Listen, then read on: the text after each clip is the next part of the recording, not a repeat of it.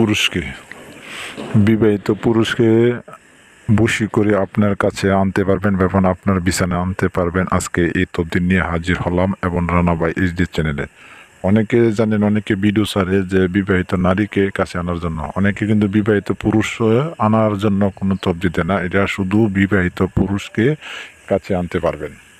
তবে বিবাহিত পুরুষকে একটা নারী কীভাবে আপনার নারীর বিছানায় আনার যাবে, আপনার খাসের লোক এবং আপনার আকর্ষণের লোক এবং আপনার ক্রাশ, তাকে আপনার বিছানা আনতে পারবেন বিবাহিত পুরুষ। অবশ্যই বিবাহিত পুরুষ বিবাহিত নারীকে আনতে পারবেন। হয়তো সে আপনার স্বামী বা আপনার যে কোনো আপনি আনতে পারবেন আপনার কাছে। তো কীভাবে আনবেন, সম্পূর্ণ ভিডিওটা যদি না টাইনা দেখেন তবে বুঝতে পারবেন। তবে আসেন নিয়ম কারণে যায়। নিয়ম কারণ হলো, যদি রানা ভাই এইচডি চ্যানেলে আপনারা নতুন দর্শক হয়ে থাকেন, আমি বলতেছি, রানা ভাই এইচডি এই চ্যানেলে যদি দর্শক নতুন হয়ে থাকেন অবশ্যই আমাদের চ্যানেলে সাবস্ক্রাইব করবেন। আজ আমার ফেসবুক পেজে যারা নতুন হয়ে দেখতেছেন তারা পেজটি ফলো করে দিবেন, করে দিয়ে একটা ভিডিওতে লাইক শেয়ার করে দিবেন। আর যারা দূর থেকে বশী করবেন, যে কোনো জায়গা থেকে বশীকরণ কাজে করাবেন, এবং আমার হোয়াটসঅ্যাপ নাম্বার এবং ইমো আছে, এটা দেওয়া হোয়াটসঅ্যাপ আছে।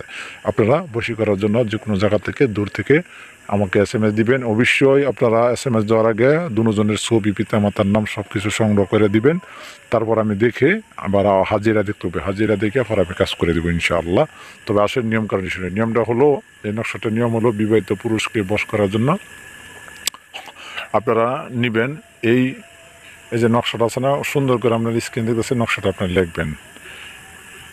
আপনারা লেখার পর, এই নকশাটা লেখার পর আপনারা 3টি নকশা লিখবেন।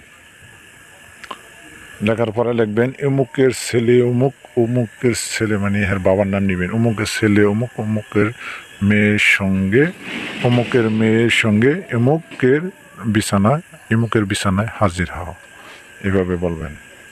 আমি যেভাবে বলছি এভাবে বলতে পারি। যার ছেলেকে করবেন অমুক পুরুষকে, অমুকের অমুকের ছেলে অমুক, অমুকের মেয়ের অমুকের সঙ্গে অমুকের বিছানায় হাজির কর, এভাবে লিখবেন। এবার নকশা জাগ্রত করবে, দুবাল দিয়ে দেবেন। অবশ্যই জাগ্র নকশা জাগ, যে কাজে লাগি সে কাজে লাগ, দোহাই উস্তাদের দোহাই দিয়ে আপনারা নকশাটা ভালো করে শিবা সব এবং দুবাল জ্বালায়া আপনারা নেবেন।